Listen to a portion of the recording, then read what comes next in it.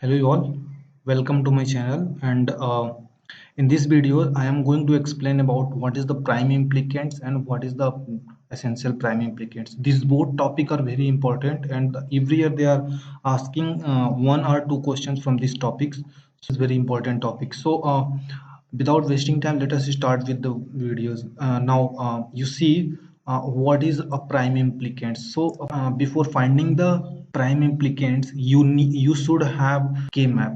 So K-map is the pre-requirement for the prime implicant. So if you have K-map, then it would be very easy to find out the prime implicants or number of prime implicants. But if it is not given in the questions, then you have to draw K-map. So without drawing the K-map, you will not be able to find out the number of prime implicants or prime implicants.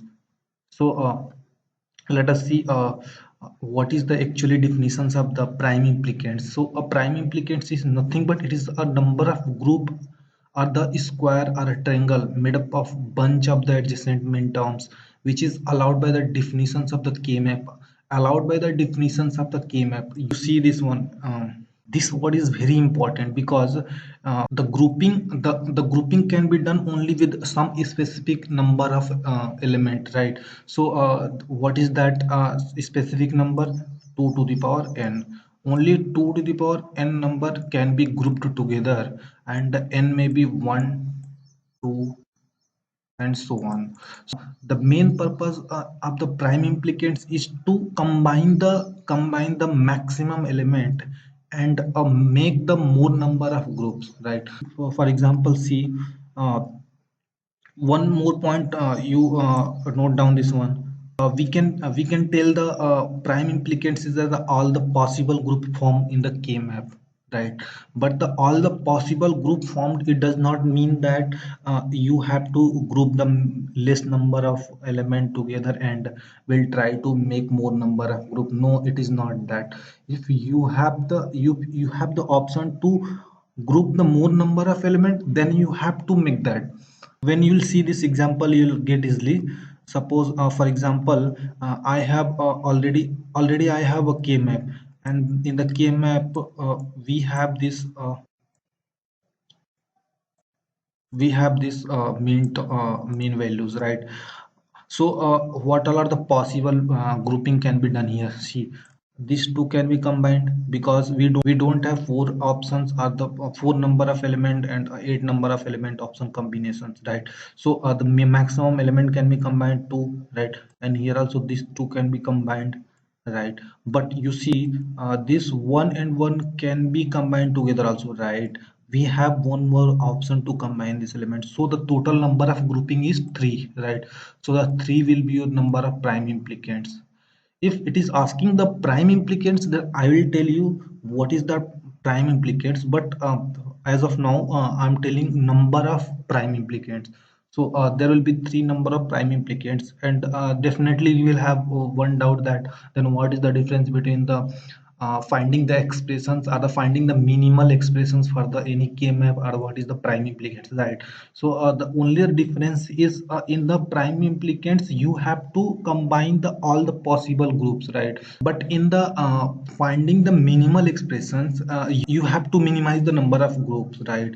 There we have to combine the maximum element together and try to minimize the number of groups. But here we'll try to maximize the number of group with the maximum number of element combinations, right? So you see here to find the minimal expression. So this group can be neglected, this group will not be there, right?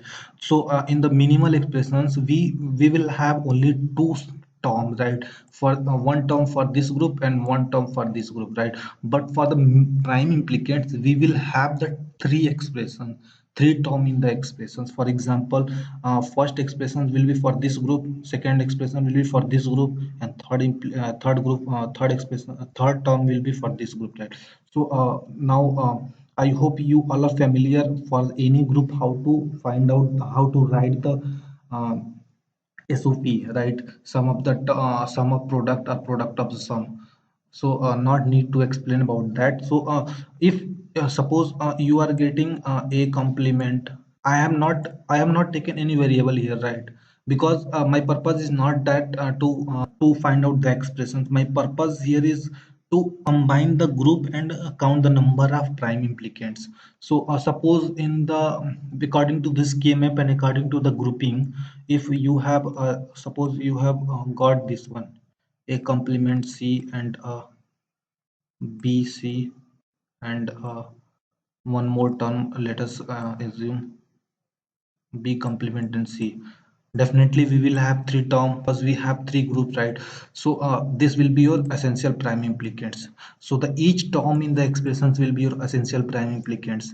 So these three will be your essential prime implicants, and the number of essential prime implicants will be three, and these three are this.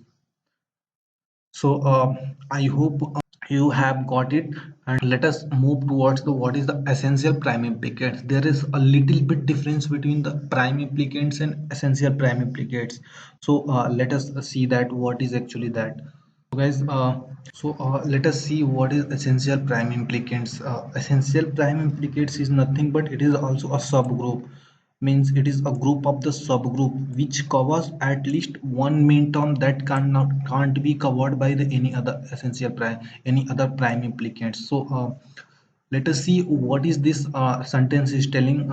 Suppose we have in the prime implicants we had three groups, right? These two groups and this both shared element group together, right? So in this sentence he's telling that at least one main term that can't be covered by any other prime implicants, right? As you can see in the third group, while making this group, this both element of the this group is shared with other group, right? So as you can say these are both element are the part of other group, right? So he's telling that this group can't be in the essential prime implicants.